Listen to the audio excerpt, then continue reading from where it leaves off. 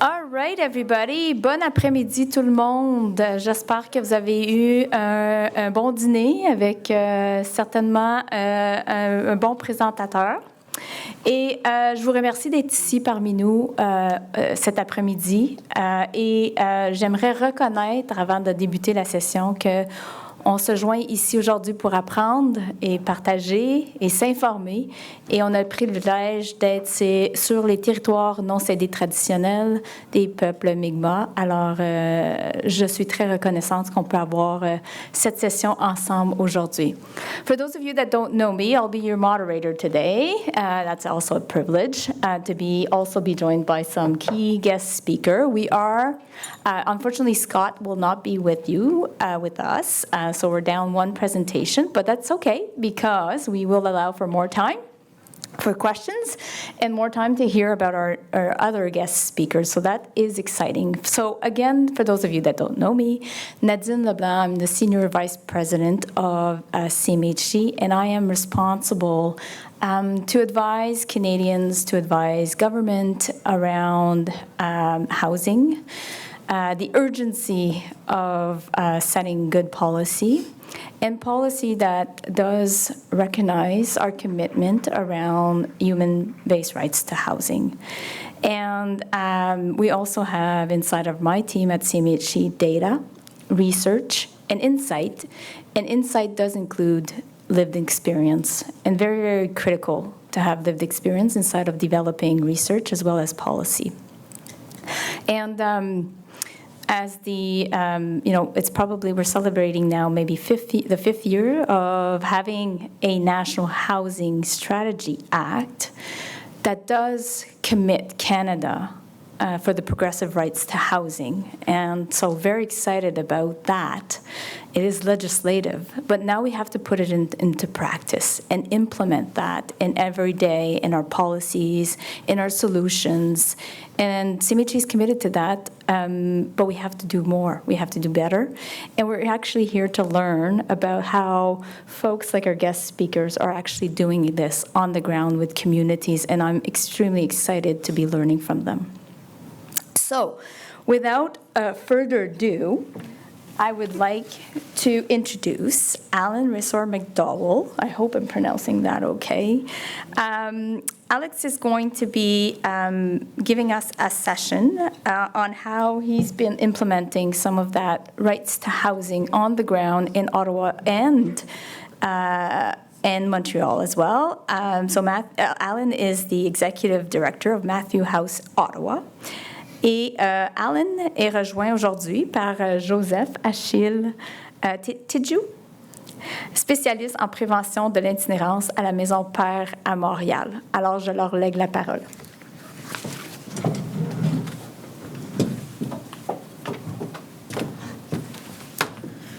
Hi, everyone. Nice to be here. Thanks for making the time to come out.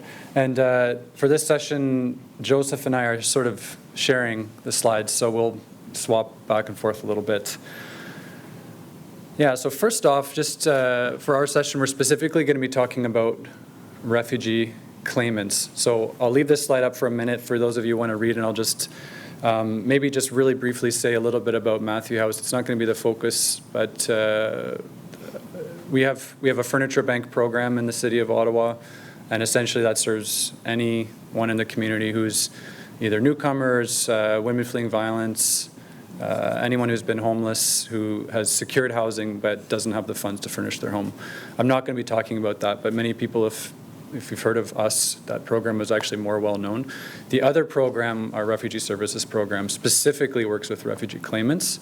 And what is a refugee claimant? This is something that's actually not particularly known. Most people, I think, kind of stop at newcomers, and then maybe you kind of know some different categories of newcomers, including refugees. The main category of refugees that we're familiar with in Canada is sort of you can lump into what I would say sponsored refugees. Basically, people are coming through either private sponsorship or government sponsorship, and there's a program that's already in place for those people. Once they arrive, they're processed overseas, they get protected, and then they land in Canada, and there's supports in place.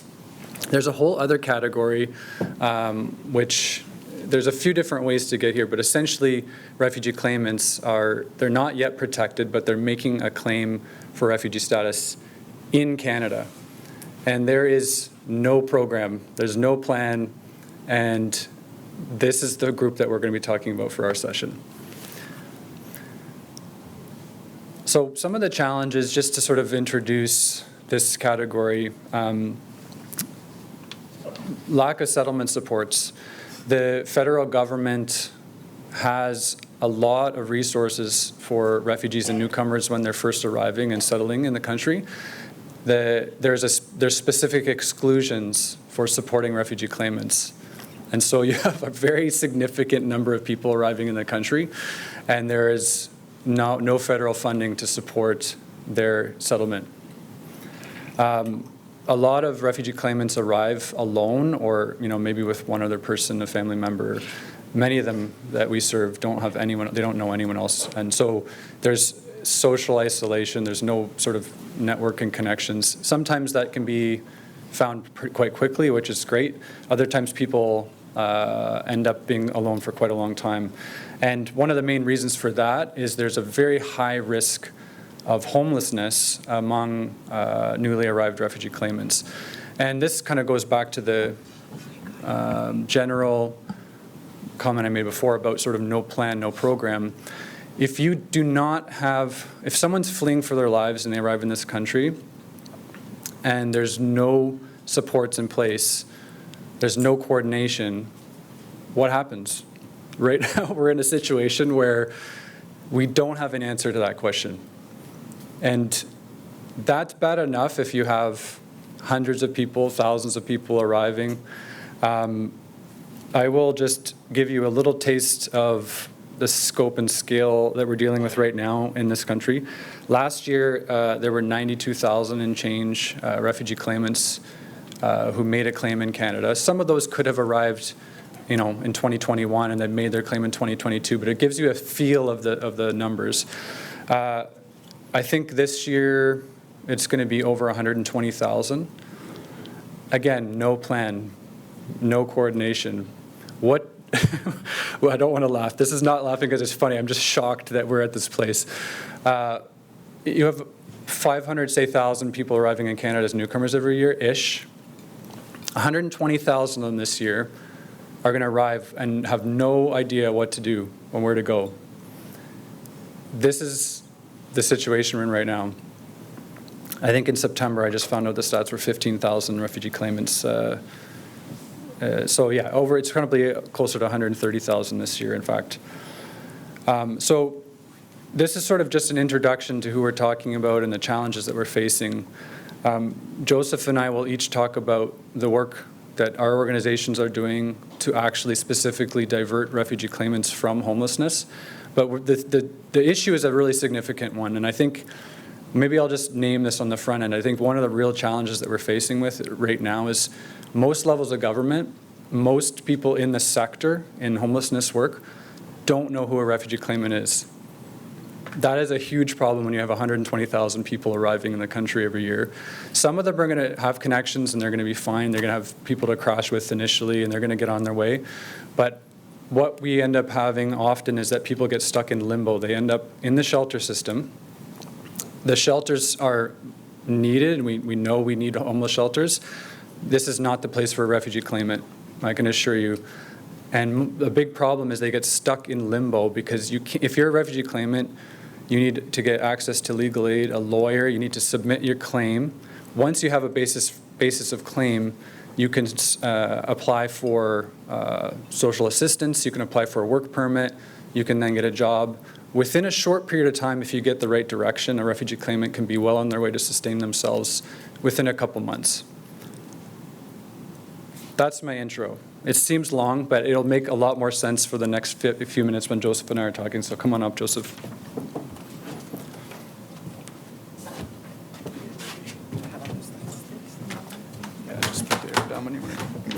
Okay. Bonjour. Hi. In Montreal, I'm not allowed to say this. And yeah.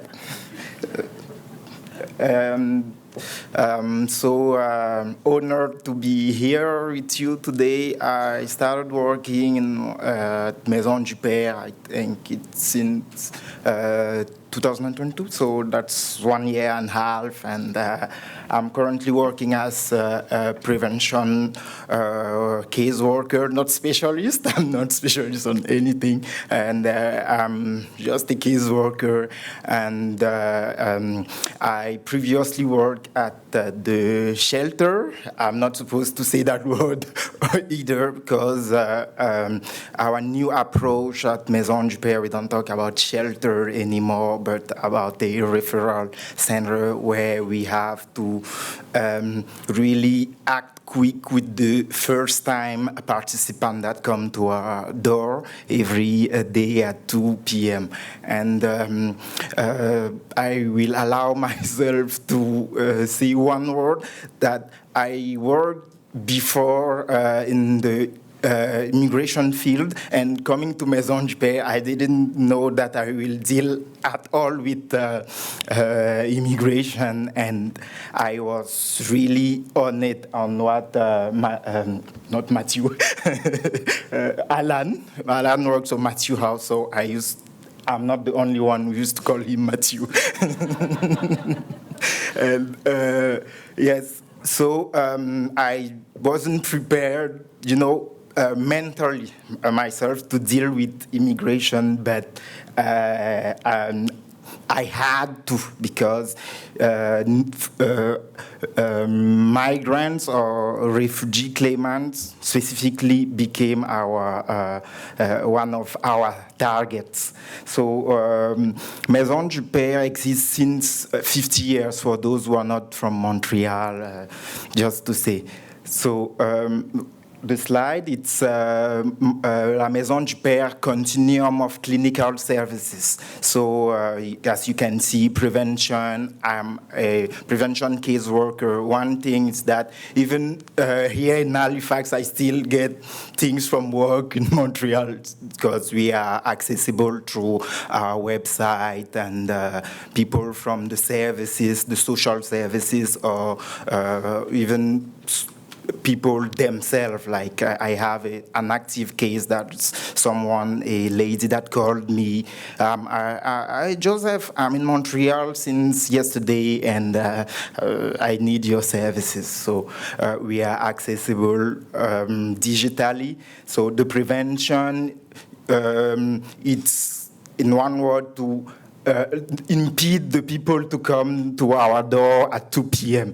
The short-term services are what we call the shelter, and at the shelter, or the referral service, as we call it now, the people come at 2 p.m. and they have to leave the morning at 7, and we do a lot of work to meet with first-time participants. I should not say clients, but even if it's what is written in the website, our participants are met, and we have like the profile of the person, and we had people that were refugee claimants.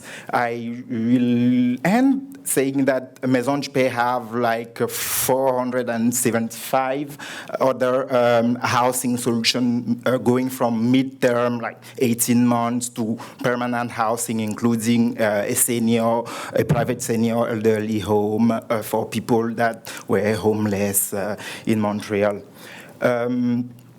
Cesar Ivan, I want to say it in Spanish because he's from Mexico, but he's from Mexico, yes, I said. It's 33 years old, and he illustrates the scope of the problem this summer. Cesar Ivan came, he didn't do his claim at the airport. I don't know why exactly. He said he didn't know. That wasn't my problem. My problem was to give him a place to be while navigating the complex system of the refugee claim. And today, Cesar Ivan, I met him at the metro. Like, I was so happy to meet him after we met for this. He was willing to share his story with you, and I met him just like 3 days after when we met this, and I was so happy seeing him at the metro. The video? Okay.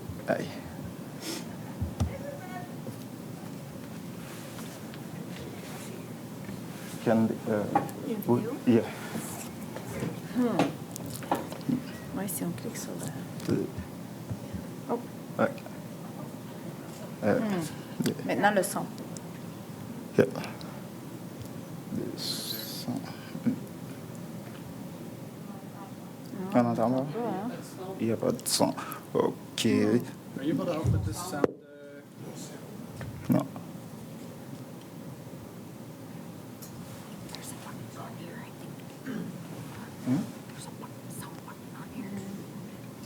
Yeah, I tried. My apology, I'm wrong.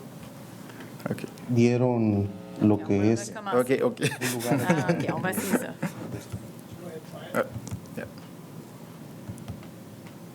Mi nombre es César Iván, soy mexicano del estado de Veracruz. Llegué a Canadá el 1 de junio del 2023. El día 3 de junio llegué a las instalaciones de Maison du Père.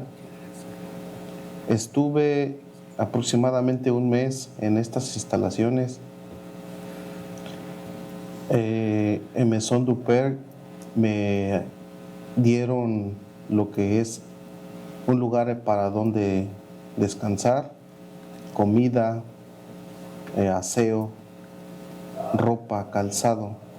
En Maison du Père me ayudaron para poder hacer mis citas para continuar con mi proceso de inmigración. Aproximadamente a principios de julio salí de estas instalaciones. Actualmente estoy viviendo en Montreal Norte, y continúo esperando mi proceso de inmigración. Actualmente trabajo y estoy en espera de respuesta de inmigración.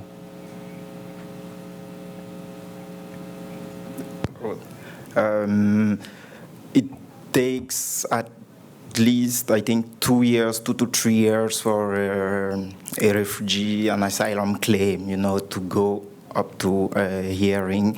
And I was laughing when I said we're going also back and forth between the federal and the provincial. When you talk about Quebec, we have to talk about Quebec nation. So we have our differences, and even in the recommendations, and also the context. In Quebec, we have PRIDA, that is an organization. I won't know the acronym very well, but it's a program that is affiliated to the health system, and they have a budget and even workers, social workers, and a range of services. But with the numbers that we have currently, that Matthew talked about, it's impossible even for them. And at Maison du Père, as I said earlier, we may not have a specific project or program dedicated to asylum seekers or refugee claimants. In English, it's the only word that is more complicated in English. I will say asylum seekers or refugee claimants. In French, it's only demandeurs d'asile. French used to be more complicated. I don't know why in this case. So we don't have program that is dedicated to refugee claimants, but I feel that I have the tools from La Maison du Père. I have the framework at La Maison du Père to speak with Ivan when he comes at our door at 2 p.m. and know his status and refer Ivan to organizations that will help him navigate the complex immigration system while having the security. Ivan said he had the time to rest. Ivan, before coming to us, slept in a park the second night, and I think in the metro the first night when he arrived in Canada. It's not much. Alan said it's unacceptable. I came to Canada only 5 years ago, and I can relate to what is to come to a new country like that. Luckily, it was in June. Someone coming in those conditions in the days to come, I think, anyway. Ivan's not the only one. As I said, I currently have a lady that also came to Montreal like that, and her family, the family member wasn't there, and I referred Aminata to a shelter, a shelter for women, and she's still there, I think, since August the 7th.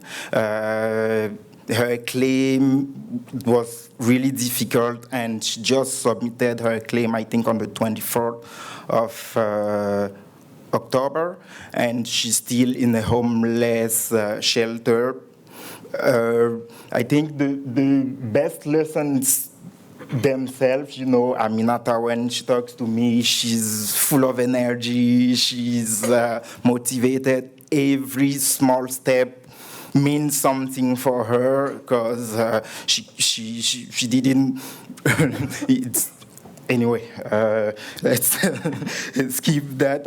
I will take more time than needed. So I will end this part saying that, yes, when I say Maison du Père gives me the tool, me and my other colleagues, to help these people, I'm just saying that when we meet the person first time, we try to know who this person is, where the person is at, for example, regarding the claim, the refugee claim, and we give, the same time, we give the person the security to have a bed, that it's almost guaranteed for the period that the person will go through the first steps of the migration. Ivan did 1 month, Arif did 2 months, Arsène did 2 weeks. So it depends on where the person is on the process.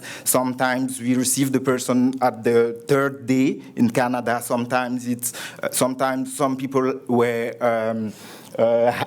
housed at Prida facilities, and then they came to Maison du Père because something happened there, and they stayed 1 month. We tried to refer the person to organizations that also work on the migration field, that work with newcomers, for example. I have La Maisonnée and other organizations that will help the person, for example, with resources on where to call, on of landlords, numbers. And as I said, the person themselves are really courageous, and Ivan César found the room where he lives now by himself. And I will end up saying that the social benefits, I don't know if it's the same across Canada, It's in Quebec. I think the basic amount is 760. I don't know, and it's impossible to rent something with that. And I think I will hand over to Alan right now before going on that. Thanks. Thanks, Joseph. So in Ottawa, I'll give an example of some specific work that we're doing with claimants through Matthew House. Currently in Ottawa, about 50% of the intakes in shelter system are refugee claimants. This is anecdotal based on the conversations I've had with staff there. About 70% newcomers and the majority are refugee claimants. So everything that we do is about permanently diverting refugee claimants from homelessness, and that starts typically at the shelter. Sometimes people are sleeping rough, but often we get referrals from the shelter system. And our model is based in having actual homes. So we rent single-family homes, apartments, basically, honestly, anything I can get my hands on that's safe and clean. We rent that. We don't own a single thing. We pay the market rent, sign the lease as Matthew House, and then we have refugee claimants coming out of the shelters that live in a family-style environment with full-time staff on site and volunteers, often in the evenings, a volunteer host that lives on site. It's people sharing responsibilities, cooking and cleaning, mostly adults and singles. So we try to create an environment where people are sort of family and relationships with each other, as opposed to just like, here's your bed, do your thing over here, and you have your own kitchen time. It's actually like a shared space with people living together. We find that's working really well with this particular population.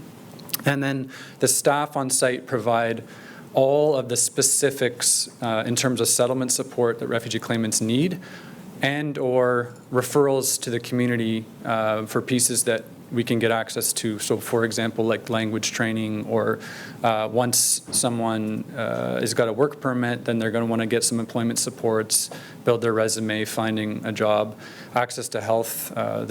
Once you have your basis of claim, you can get interim federal health plan, at least in Ontario. I don't know what it's like in Quebec, but essentially, in-house supports and or referrals. And that model for us works to the extent that within typically about 2 months, we would say our program is sort of complete, and most people who have come through don't need us anymore. At that point, it's really just a matter of finding longer-term housing. And we basically search for any possible avenue to secure housing then in the community, which probably across the country, but for sure in Ottawa, vacancy rates are low, rents are high, so it is getting harder. But one of the things we've been doing with the city is piloting rent subsidies for claimants coming out of our program. The reason the city is interested in this, in particular working with us, is that we are sort of like a permanent, rapid pathway out of homelessness. So we reduce the strain on the shelter system and the whole sector by every person that comes through our program. So the more quickly our residents move out, that immediately frees up a bed for a new person coming out of the shelter system. So right now we have 14 houses and 111 beds. Our average stay is probably around 6 months, but it really could be 2 to 3 tomorrow, as long as we had that flow out, more access to housing units. We are actively working on that, but it is hard. So what we find is, my goal, I guess you could say, is to both, add as many beds as we can, but also reduce that average stay to that sort of 2 or 3 months. So if we can get to a point where I think within a year we can get to 200 beds or so. If we can get an average stay down to 3 months, that's 800 people that come through a program. We're a small charity. It's like 800 people permanently diverted from homelessness by a tiny charity in Ottawa that no one knows about, right? I think this is something that is particularly interesting in the context of homelessness crisis around the country. When you deal with a specific population like refugee claimants who are kind of on the margins, at least, adding some strain to the shelter system and some of the related sectors, finding solutions that are low cost and highly effective can actually not only benefit those individual refugee claimants, but then it reduces strain on the whole sector, freeing up capacity for other people who are in need of those services. Just to give you a little bit of visual here. This is actually a horrible visual. I think I got the wrong slide in there. I wanted to show you the whole country apparently, but the dots this is a simple sort of mapping exercise that I did in the summer just to find out what organizations across the country specifically work with refugee claimants. And there's about 30 to 40 of them, and these are the dots. You can't even see, yeah, this is a horrible map, but there's a few in BC down here. And then there's one that I know of in Winnipeg, and then the rest are sort of Montreal, GTA, and then one in Windsor as well. So, well, I guess Ottawa. I forgot Ottawa. There's one in Ottawa. There's actually 3. So one of the things that it will talk about in terms of recommendations, I think, is really, and I can get to that now, but first of all, removing constraints on access to settlement supports for any organization that has the capacity to provide newcomer settlement supports. Because right now, it actually happens. A lot of them do this work, but it's kind of on the side of their desk because they're not funded for it and they can't report on it, and their systems don't allow for tracking even of the supports that are provided because the feds haven't wanted to get into this space, which there's a lot of reasons for that, which I won't get into right now. Another one is we essentially need a plan across the country for the first days. If someone arrives as a refugee claimant, what happens? Again, the answer right now is we have no friggin' clue what happens. And we know the end result of that is that a lot of them end up in the shelter system. This is not the way. And I know we all know this, but really, with 100,000+ people arriving in Canada and having no idea, many of them don't have resources, they're not documented, right? They don't have anything to allow them to work. They get stuck in limbo, they can't access health care. The trajectory for that person who gets stuck in a homeless shelter and can't get out of that cycle, we all know which direction that's going. You take that same person, direct them to a Maison du Père or a Matthew House Ottawa or one of these other organizations in the country, within a couple months, they are permanently, the vast majority of them, permanently not homeless, able to sustain themselves, likely working pretty soon, paying taxes even for all the people who are really into that. It's a completely different trajectory. And it's very possible that we can take the vast majority of refugee claimants that currently are kind of ending up directed towards that homelessness path and get them on a completely different trajectory, which is obviously good for that individual, better for the communities, better for a country, like almost any metric you look at it. And last thing I'll say, it's lower cost. Our cost per person right now is $800 to $1,000 a bed per month. That's a bed, food, and all the supports. It's cheaper than the shelters. It's cheaper than anything else out there, as far as I can find. Please tell me if there's another thing out there that's cheaper. Yeah, so just expanding what's working. Right now the capacity is, again, 30, 40 organizations, mostly grassroots, not enough beds. The reason that we're kind of stuck at that place is because there's no support for these models. So it takes people who are willing to fundraise and kind of work their butts off, making it work without any resources. The one exception I'll say, and I think for any of you who's coming from like other cities other than Ottawa, I think that the avenue forward, at least initially, is to go through the municipalities to get funding. What we've seen is we can get funding through the city for reducing homelessness through HPP, the Homeless Prevention Program funding from the province. So going the avenue of getting funding from the city, which we can get for our staffing, that makes a huge difference because then we can use the money we get from like the rent from the residents and fundraising and grants to actually pay the rents for the apartments, the utilities and stuff. That's a sustainable model right now. So any chance I get, I rent a place because I know that the model is sustainable. I don't have to figure out how is this going to work. I already know it's going to work because the city is funding the staffing side. So if anyone's interested in this, try to get the municipality on side because it's very, very effective at reducing homelessness. You were going to add one? At the number 4, right? And then we're done. I think we're... 1 more minute. Yeah, sorry. 1 more minute. We got to make life easy for the moderators here. I'll make it quick because I have to say something about Quebec, of course. Because, yes, and just to add that, in my opinion, or based on what we've seen, refugee claimants, also shed light on some existing problems like access to social housing in Quebec specifically, and the rules, and regulations on social housing, the numbers of refugee claimants experiencing homeless shed light on that, and there's a need to adapt policies and cease criminalize poverty.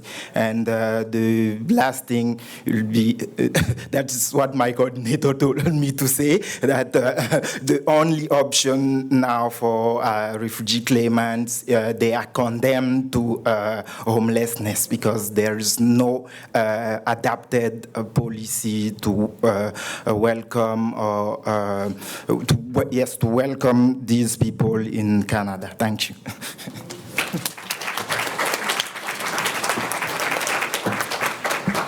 Thank you. Special thank you, Alan and Joseph, for a fantastic presentation. And while I try to swap presentation, I'm curious, in the room, how many, raise your hand, how many have you either witnessed, supported a story like Evan, or provided similar type of support? Just raise your hand. Yeah. I just want to say special thank you to giving hope to refugees, but others that are made homeless, hope out there that they have a roof over their head and they be able to strive, to be honest. Let me see if that works. Okay. And while I do that, we all know that just on the Clements, we know that in the data, numbers are increasing, especially in large cities. And you're right, Joseph, they are ending up in knocking on doors of shelters, and we need the plan. We need absolutely a plan. Okay, can we see this next presentation? Perfect. So our next guest speaker, I have the privilege of welcoming Janine Harvey and Lisa Alamikabik. And they're going to be presenting a presentation called Stark Truths. And this is around advancing Indigenous-led housing solutions in northern remote communities. And I have the privilege of doing a formal introduction of both of our speakers today. All right. Okay, this is not working. And this is my job for it to work. Let me see.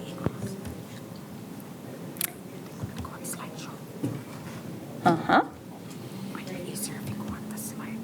There we go. Can we see this? And now this. All right.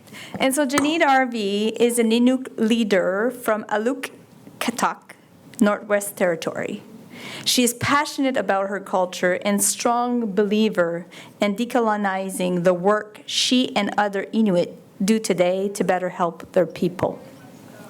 Janine is the executive director of the Tekultik Women's Society, a nonprofit organization with a vision to establish a shelter in their community for Inuit women and children who needs access to safe housing and alternative housing where Inuit can practice their cultural rights. Janine is also a seamstress and hunts and harvests off the land with her husband, children, and grandchildren. We also welcome Lisa Alamikabik. Lisa is a Ninook artist and leader from Aluk-Katak, Northwest Territories. Her heart represents Inuit culture, and she teaches art classes in the Inuvialuit settlement region and across Nunavut. Lisa is also a mother of 3 wonderful children. Lisa participated in the Tekultik Women's Society and served as its president before she took on the role of project manager for shelter operations. Lisa has strong connection to her land, culture, and people. Welcome. Thank you.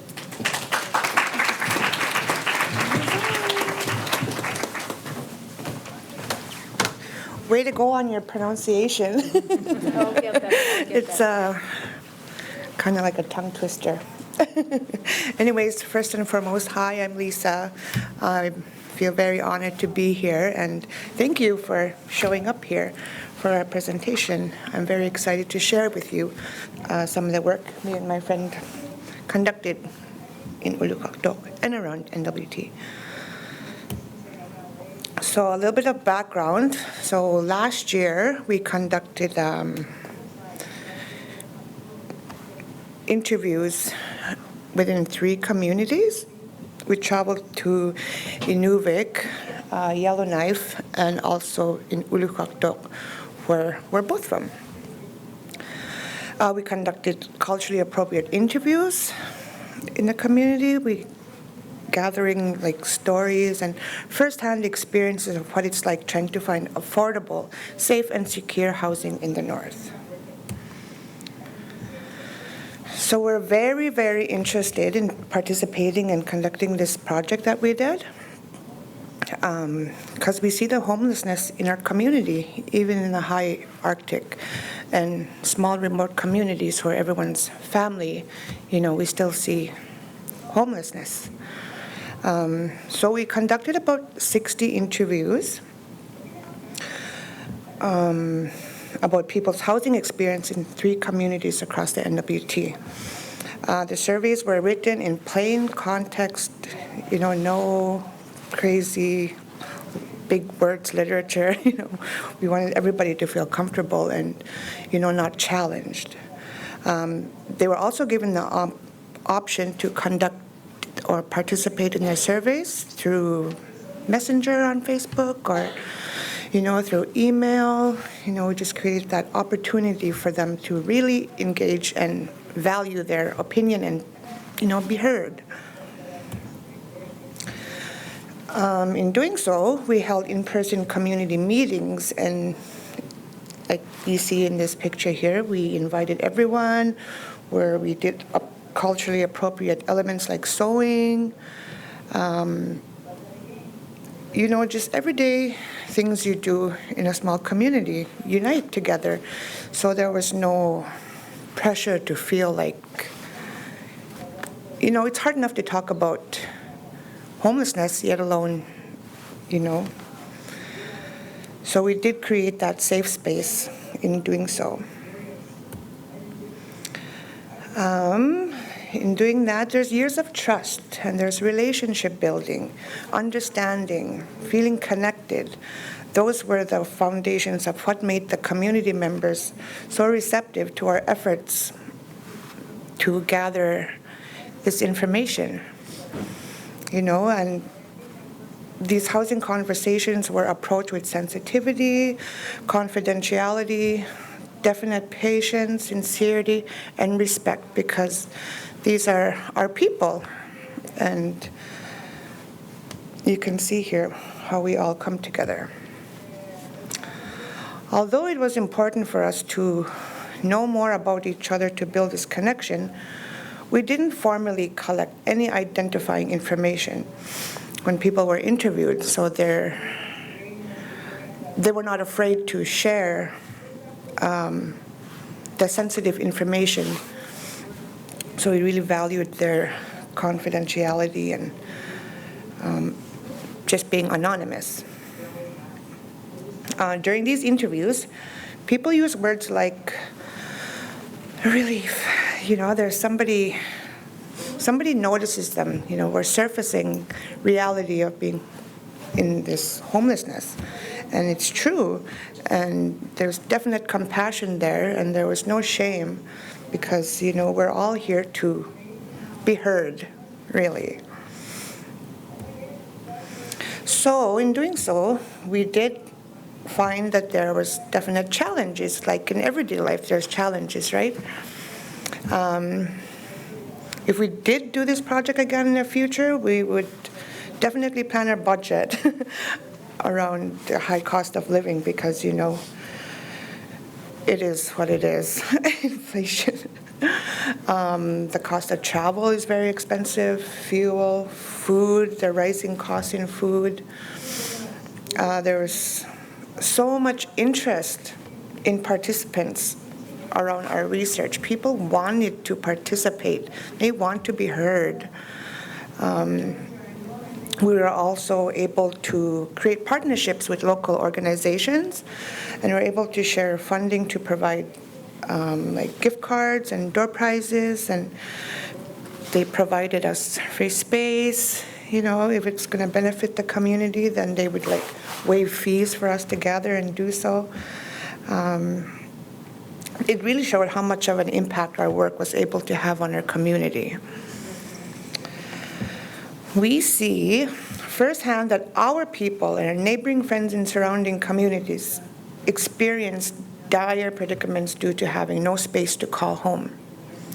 We also know that addressing homelessness is supposed to be an urgent priority under the international human rights law, the federal government's own National Housing Strategy Act, but we see no action. Like, it's there, it's just like buried, so we're here to surface it. One of the participants who is struggling with homelessness and substance use has very little support from family and friends. They share that it's hard for them to look for work because they're so cold at night and they're using their energy to stay alive. Like, it's real sad, and it's real. This survival-oriented lifestyle and worry is very common for people in the North. It's almost normalized. At the end of the conversation, one of the participants they expressed very much of gratitude just to have had the opportunity to share their story.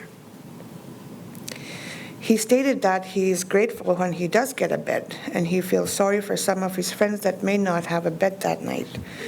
He just hopes that they are alive in the morning. It's not guaranteed. You know, you can only hope that your friend will be alive in the morning and make it through that cold night. A lot of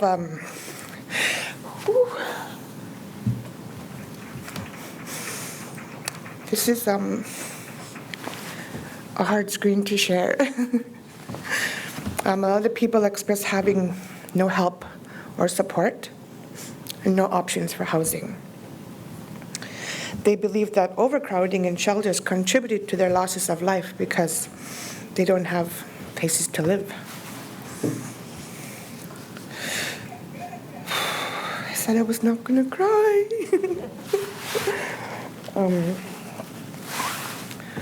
When they resided in shelters, there was lack of sleep, and that sleep deprivation led to anxiety and depression, and people question if they will make it through another day.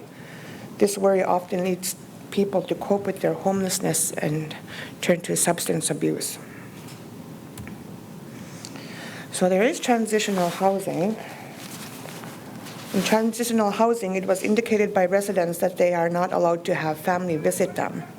The landlords have the power to decide who is allowed to visit tenants. Tenants also felt they were forced to do programming to obtain their accommodations. Programming like treatment and AA and stuff like that. A lot of people appreciate the security in the building, but some said they felt scrutinized. They wait also for warmer temperatures to pitch a tent outside so that they can just enjoy their privacy and freedom. Even for those short little months, they're very valuable. Despite this, it was said that people felt controlled. And with that comes discrimination. Like when it comes to signing documents and lease agreements, there was no legal or advocacy support or clarification on what tenants were signing. You know, they have tenant relation officers. They're like, here, sign this, but no clarification on what they're signing. It was also mentioned that housing providers in the NWT exerted control over lifestyle that tenants choose to live. A participant stated when he entered the office of a housing provider to submit his application for housing, he was questioned. Did you complete that program? Did you complete that addictions program? This is both an inappropriate violation rooted into discrimination and a breach of confidentiality for applicants, discourages them. All they want is a home. Help them, right? We know that some community members cannot pay their rent because of reasons directly tied to Canada's long and ongoing history of colonialism. A lot of housing programs provided are also not culturally appropriate. They do not support the lifestyles of our Inuit and Arctic communities.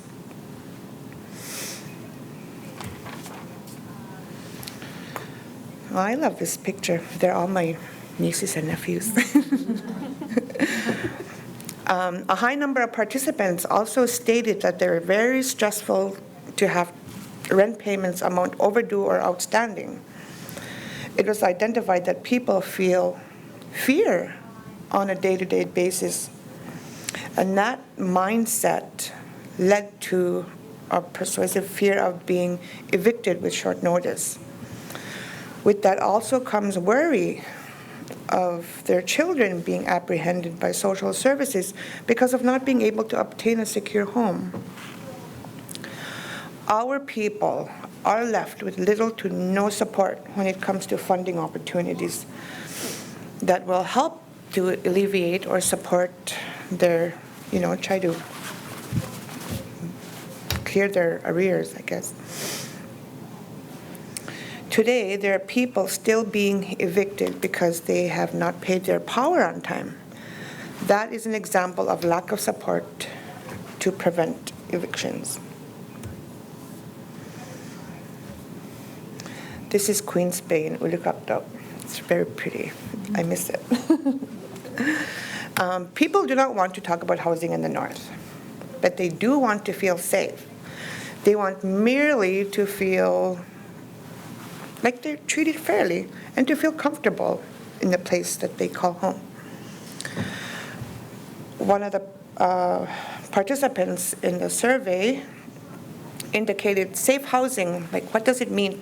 We asked them, what does safe housing mean to you? To her means not feeling watched. It means being able to feel comfortable in your own home where your kids can play in the yard and not have to see drug dealers or bootleggers on the side.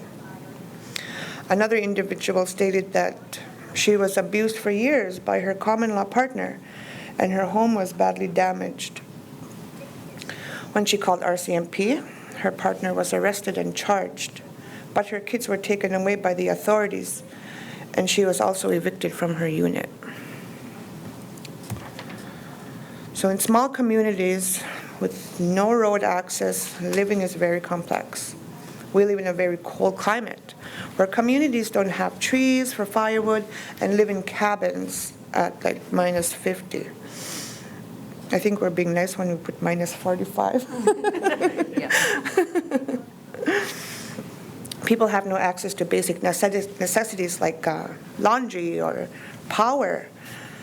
Often there are health effects to these conditions like breathing in stove fumes, and many people have no standard oven to cook or no washer and dryer for clean clothes.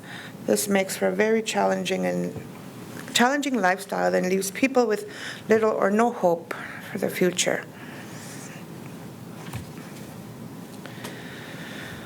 People and their health are also affected by living in these poor housing conditions. It's not rare to hear about or see mold, broken windows, doors, holes in the wall. These kinds of living conditions can be dangerous. You're exposed to mold and you're just set at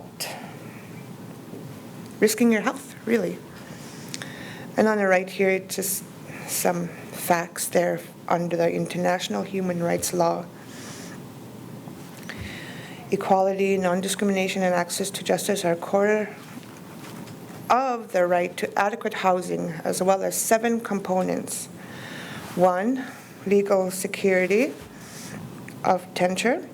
2, availability of services. 3, affordability, habitability, accessibility, lots of abilities. Location and cultural adequacy. So there is a housing crisis in the NWT. We know the challenges that Northerners face.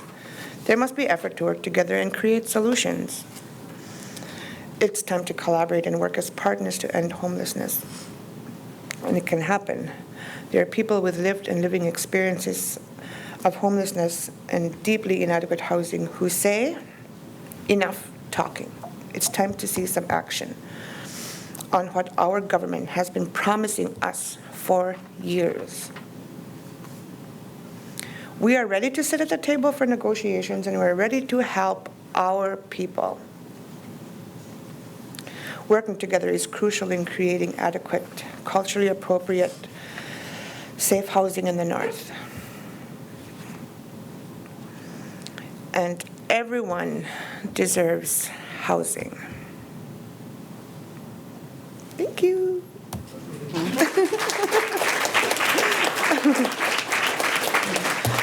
I am going to invite my friend Janine here, and she'll be here to ask or answer any questions if you guys do have any questions.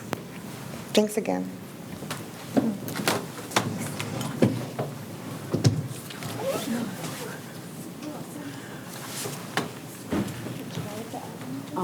I'll just say, Hi. Do we want to get the mics on the table? Yeah, okay.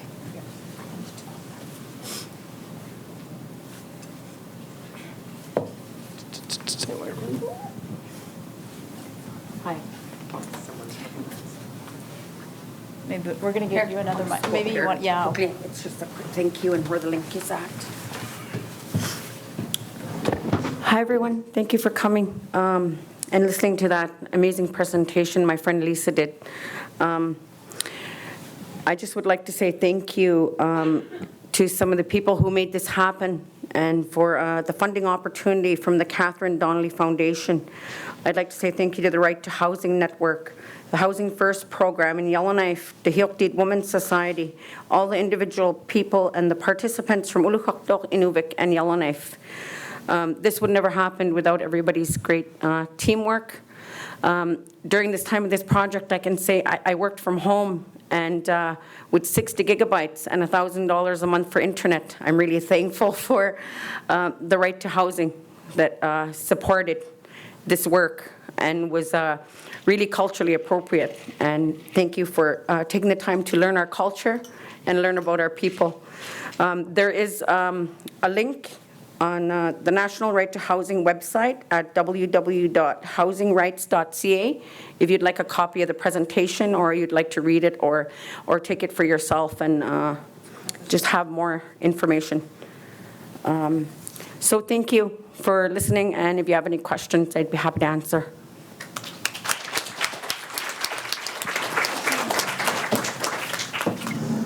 All right, we are moving. Well, first of all, Janine and Lisa, great, fantastic presentation. And I do want to say that that's the work that we need to do collectively as a society to really progress with human rights-based approach to housing. And it starts with community-led initiatives and hearing from people on the ground to build those solutions. And without that, we cannot build policy on our own. And so I visited Nunavut last month, and unless you're visiting those communities, you cannot possibly understand what's going on the ground and the needs. And the cultural piece of housing is so important. Sometimes we think it's 2 walls and a roof, 4 walls and a roof, sorry, but it's much more than that. And so thank you so much for giving us, having the courage to giving us that insight. We are now moving into a period of questions and answer for another maybe 25 minutes. So please, please, please engage. Observations, feedback, doesn't have to be questions. If you want to share also some of your stories, we're also here to learn. We have somebody with the mic here. And so either you raise your arms and we'll take your questions.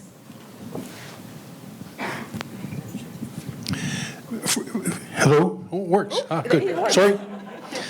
Thank you both groups for the presentations. I think it's interesting that we had one presentation on people that are the newest to Canada and another presentation about the folks that have been here longer than certainly my family has been. It's quite an interesting juxtaposition and kind of a sad one. For Alan, and you talked about how engaging the municipality is really critical to be dealing with the refugee challenges when they come to the country.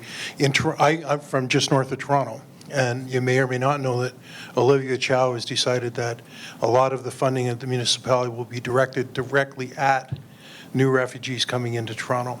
Have you had an opportunity to observe some of the things that she wants to put in place? Have any comments on the direction she's taking, anything like that?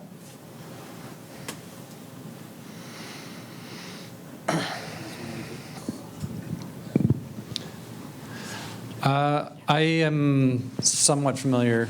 I can't speak to any details in Toronto. I think what I can say is that it's a combination of federal, provincial, and municipal governments that are going to have to work together on this. And the challenge up till recently is that they all kind of point fingers at each other. And so because refugee claimants are newcomers, then everyone says, okay, the feds have to deal with this because it's an immigration thing. The feds will say, well, it's a housing issue, so the province has to deal with it. And then the municipalities say, well, we can't do anything without funding from the province and the feds. So everyone's pointing fingers. And the reality is, just with the scope and scale that we're dealing with, I don't think there's going to be any solutions until there's some collaboration among all sides.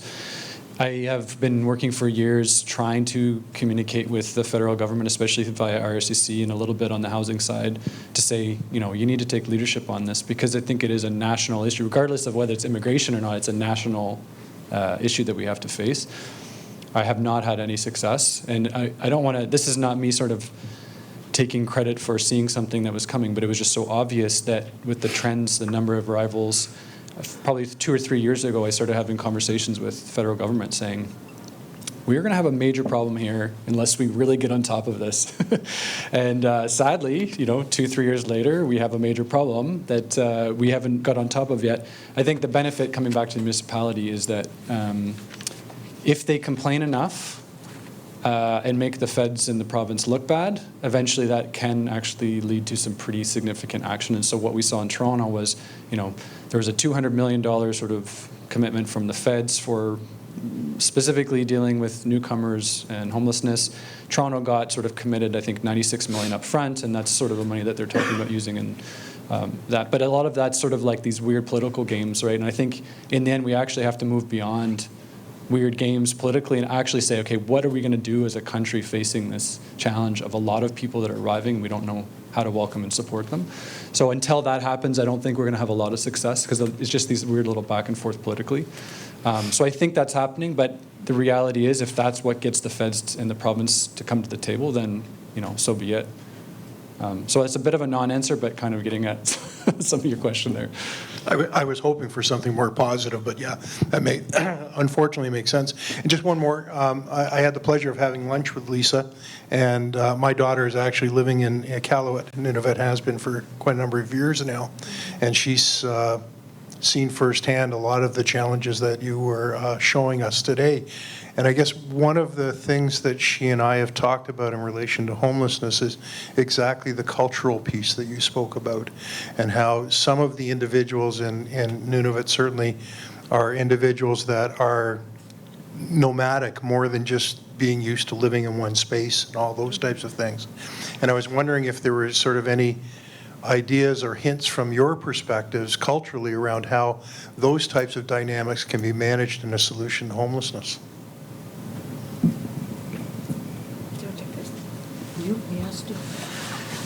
Definitely feeling more, really putting that effort to engage together and identifying that togetherness is the way to unite and, come together and tackle this homelessness, and definitely having that freedom to connect and just empowering and, nurturing that.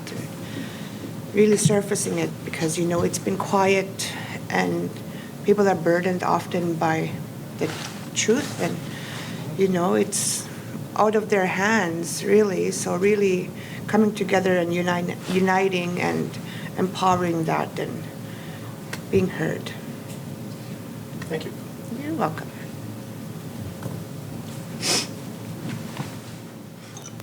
Hi, thank you for the presentations. I have a question for Janine and Lisa.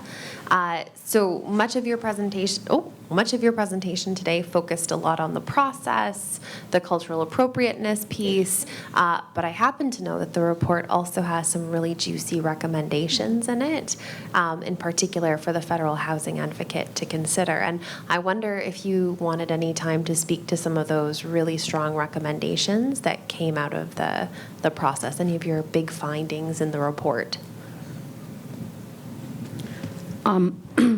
I could speak a little bit about, I guess, finding in this report. I think the most thing that highlighted for us doing this report is that I don't know why we're not looking at Nunavut and NWT as a pandemic for suicide. Housing is housing is directly an effect of all the suicide that happens in the NWT, in a little community called Tuktoyaktuk. There was 4 young men who committed suicide within 1 month. And we are not looking at the big picture here. We're losing people in a lot more ways than getting cold outside. It's due to poverty. It's due to the high cost of living.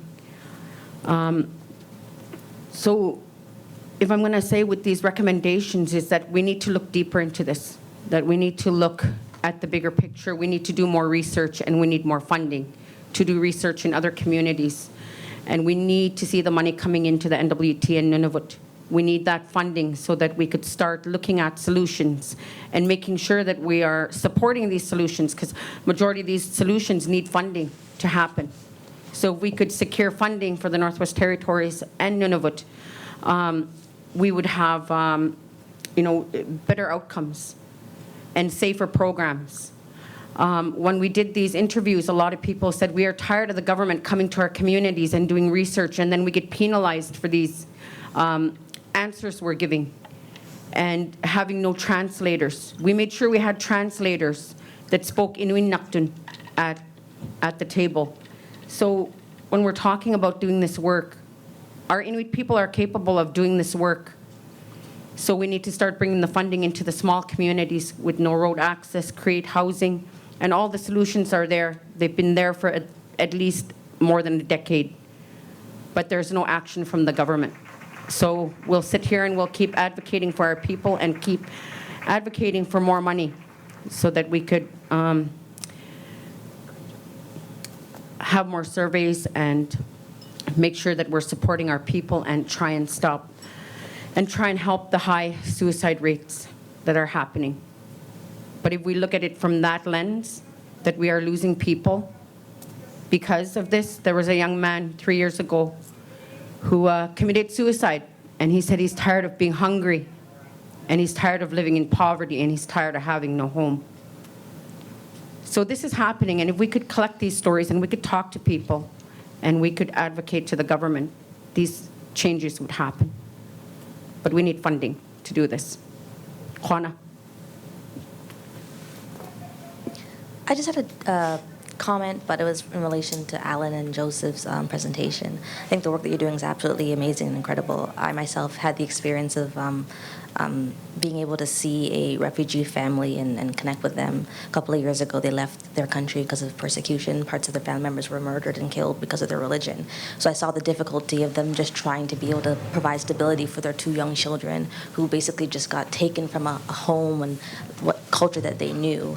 And with the refugee crisis going on, I've been hearing from cities that there is an outcry of support from the public for refugees, and there's sympathy, there's empathy.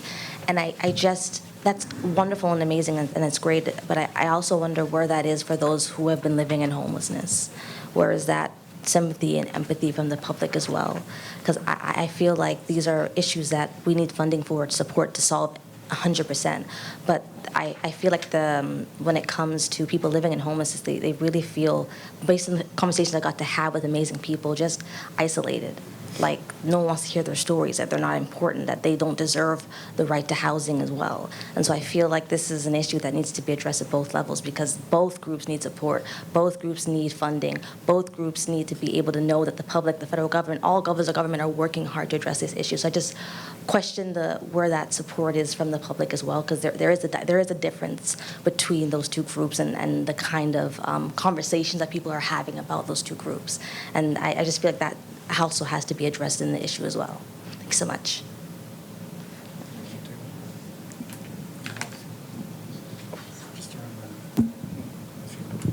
Hi, there's two things I wanted to kind of speak to. And one was where you're talking suicide, and in my own, both professionally and then at both ends of life, having to actually encounter homelessness.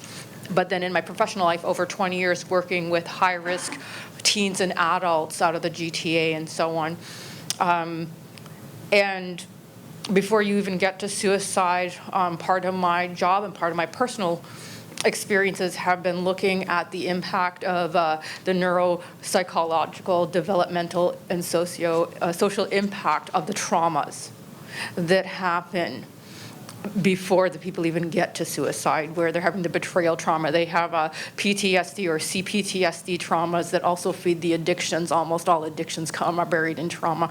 And there is a very huge impact that it's a downward spiral that you see that impacts their ability to get themselves to a better place or to keep up with the hoop jumping you have to do to access what are supposed to be human basic rights for your health, for Maslow's hierarchy of basic needs in place, and to cope that when they get hit with the adversity that they lose their job, or maybe something has happened in an abuse, or maybe their spouse, in my case, my spouse, I got hit by a truck, got a brain injury, lost my job. The next month my spouse didn't survive and died. Crash. And then we went right into the first lockdowns. So yeah, lost everything. So, and surreal. So there's that whole piece that we need to really have an accountability and look at that spiral that happens.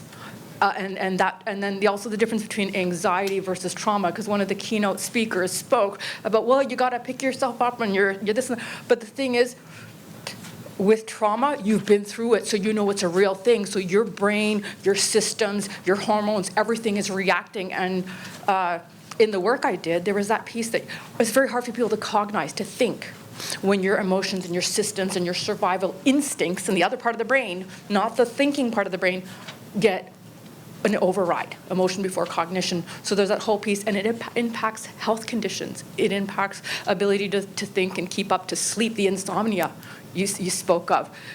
The brain health is so massive, and then it affects the whole system. The other piece is the accountability piece. So if we're talking that this is tied to human rights, where do you go when those are being violated by these landlords or these people that are not having a compassion, and where people are being treated badly without understanding of the trauma impact? You're not stupid, you're not incompetent, or if you have an addiction based in trauma, you're not a lesser person. It's like we have an invisible caste system that we want to look at these other countries and say that we have an invisible caste system happening here in these upper worlds. And where is the accountability? Who do you go to when we have this thing where the veterans and insurances are literally, they have a back word for starving people out. We have a backlog of people that are ending up homeless or housing insecure or food insecure, not getting the health care they need because the government's allowed them to starve them out. That's a violation of human rights. What are we doing? Who do we talk to? Where is the bite? Where is the consequences?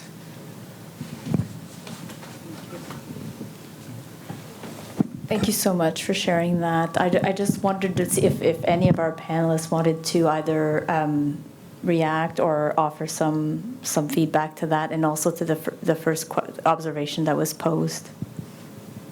Yeah, sorry, I just wanted to quickly react to your question. I'm laughing, but it's not. It's serious enough.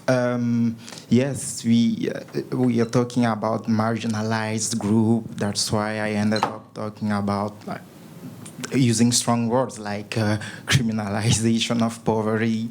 When you the means to live. We are the human rights part of it. It's like we all have the dignity as human rights, whether you are a citizen or not. That's what we are talking about. And in organizations like mine, but other organizations also in Montreal had to deal with refugee claimants using their services. But the dignity of the people is always the first thing by which we establish a relationship, and we try to help the people with what is possible, unfortunately. And organizations like La Maison du Père or the homelessness sector, for example, doesn't have fundings, for this specific group. But as one of my colleagues pointed out last Thursday, we had an event. If that person is at 2 p.m. at the door, there's a line, a queue. Those who live in Montreal, and even other cities, at the entrance, you have a lot of people. Sometimes you cannot accept everyone. You have to prioritize those who weren't there the first day. Sometimes it's heartbreaking to say, oh, no, I can't have a bed today, but as I said earlier, we try not just say no, I can't, or I can't do this. We try to refer the person, connect with other groups, and as I also said, I think maybe this situation that's really critical all across Canada will bring some reactions, and some connections will be made to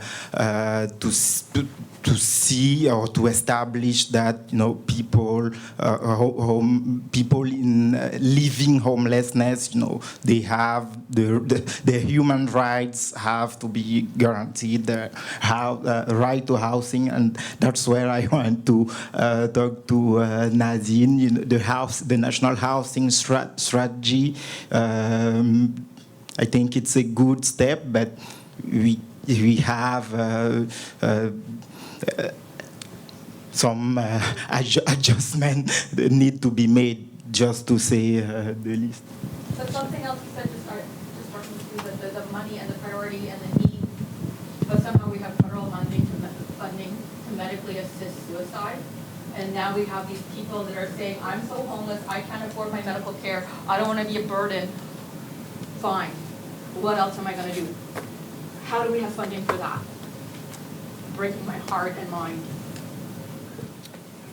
I guess I could comment on that and just say that we start off with prevention, right? We need to start off with prevention. And prevention is, like I said, bringing the money in so that, people like the organization I created, the Homelessness Women's Society, can do programming. Lisa and I did programming in our community, and we had 78 participants out of 400 people that live in the community.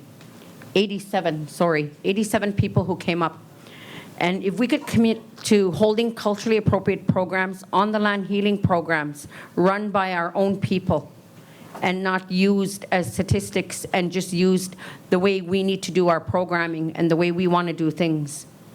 On-the-land healing is identified as one of the prevention things that we could do. So I would be looking at prevention in the communities, but in a culturally appropriate way that is done by us. Yeah.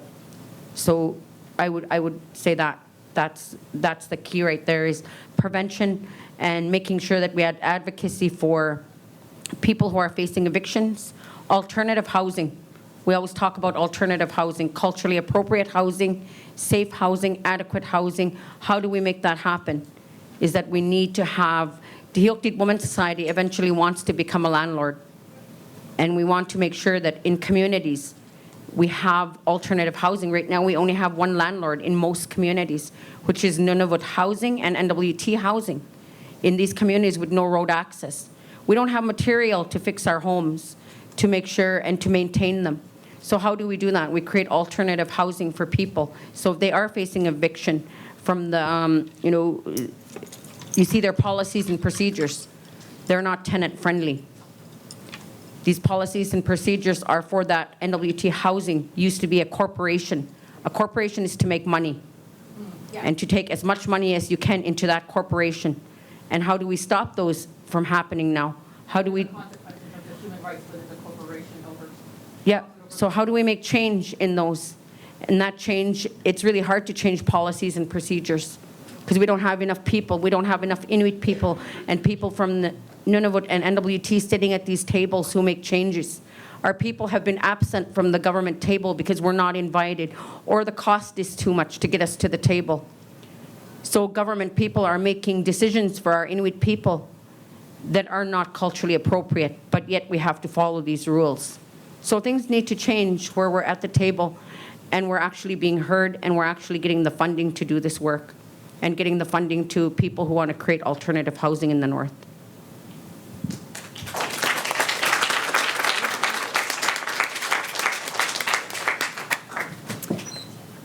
We do still have more time. I know there was a few hands that was, yes, please. Thank you all for your presentations. Janine and Lisa, this one is for you. It's kind of more of a comment. I'm also from the Northwest Territories. I've been there since I was 3. And I recently traveled a little bit north of Ulu to Sax Harbor. And while we were up there, we heard from a lot of people that shore erosion was a huge threat to their way of life and to a lot of houses that were more on the shore of Sax Harbor. And to speak to some of those silos that Alan kind of talked about is I was with Housing NWT at the time, which is the new name of the NWT Housing Corporation. And we reached out to so many federal departments to ask for funding to cover shore erosion because that was outside of our mandate. And we just heard from NRCan, oceans go to ECCC, Indigenous peoples go to Cernak, lands, IRC go to ISK. And it was just a constant runaround. And we were talking government to government, and we still got that runaround. And then a year later, we saw this year in Tuktoyaktuk, shore erosion, federal government funding it from a climate perspective. So I really appreciate you guys talking about this cultural aspect because it's something that we are not cognizant of in the federal level and within this sector, I think, because in Tuktoyaktuk, all of a sudden shore erosion was a priority when we were talking shore contamination and climate considerations, but when we were just talking Inuit ways of life, suddenly that wasn't a federal priority. And so climate obviously has such a more important implication for people that have cultural significance to the land, and that is something that is not considered within the federal scope of looking at housing and looking at climate change. So really appreciate you guys talking about that cultural lens. Thank you.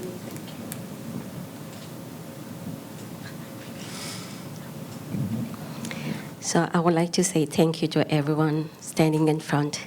And I appreciate the fact that you have the two extreme, the newcomers and the Inuit people that were there before, way before everybody else coming in. And I was going to say the word, but I guess Lisa said it before. It's preventing the disease before it spread all over the place.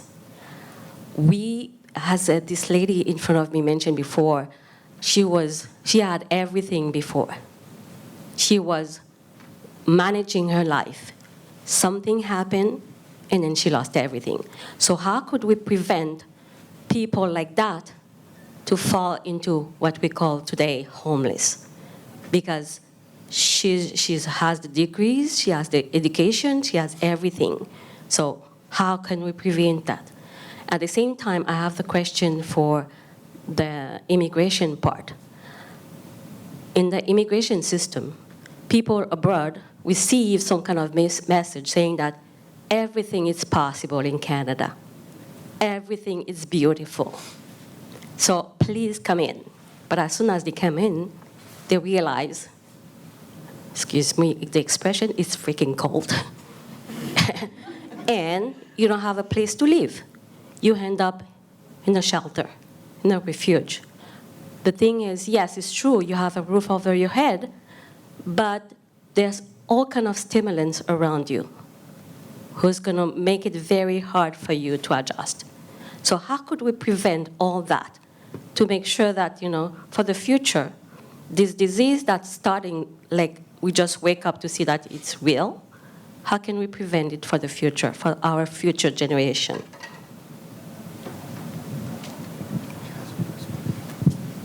And then the cost to the immigrant students, the ones that try to get housing, I talk to immigrants every single day. That are staying here, $1,000 to share a bedroom, and they're trying to juggle 2 and 3 jobs, and they're recruited as doctors and engineers and not allowed to work as doctors and engineers.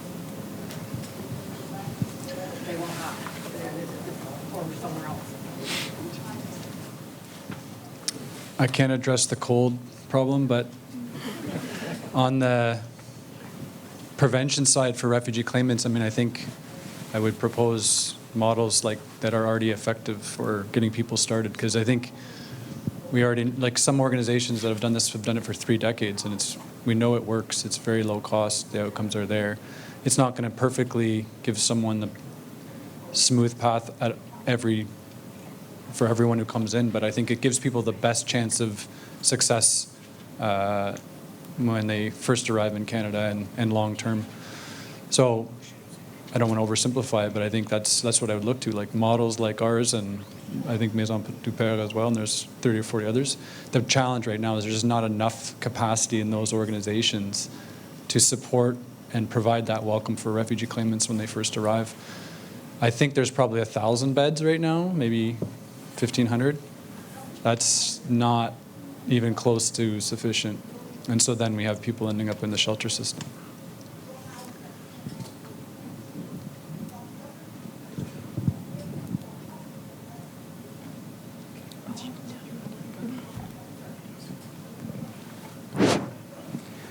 Thank you. Janine and Lisa, it's a wonderful presentation. I think if you look at what the Northern Territories, I would say provincial offices do to address these issues, I think you can produce a wider picture and more knowledge surrounding this area. But I really appreciate that you make the effort to go into these difficult areas which are remote, and that you did this to present to us today. Thank you. That was a wonderful presentation. For Joseph and Alan, a couple of things. First, I really like the model that you presented. But I think I heard one of you saying that this is cheaper than the shelter model. So my question is, have you looked into the per head cost for the shelter and for individuals in this model? That's one question. Another thing, I don't really understand why you are not allowed to say shelter. Well, I like it, but I mean, when we are not saying it in its actual name, that by itself is a problem. We can't really cover, paint it and then go as business as usual. I'm not happy with that, but I would like to know the justification behind that, if you can say something about it. Finally, about immigrants, I'm from Vancouver, and in emergency shelters, we are experiencing influx of immigrants from different corners of the world, especially from Africa, Latin America, Colombia, Mexico. And one of the challenges we experience in Vancouver is the people coming there, they can't speak English, and there is no service surrounding this. I don't know if you, I see on the screen that the person was speaking Espanol, so I don't know if you looked into addressing this, but regarding the policy, that you made a good point there. But in addition to the policy, I think there are some legal instruments and international conventions that require Canada as a signatory of those conventions to support refugees coming to Canada. Thank you.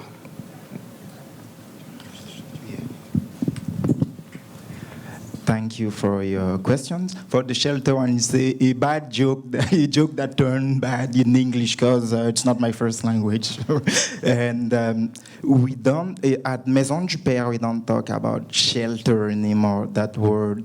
Our emergency beds, the 116 emergency beds, are part of a continuum of clinical services.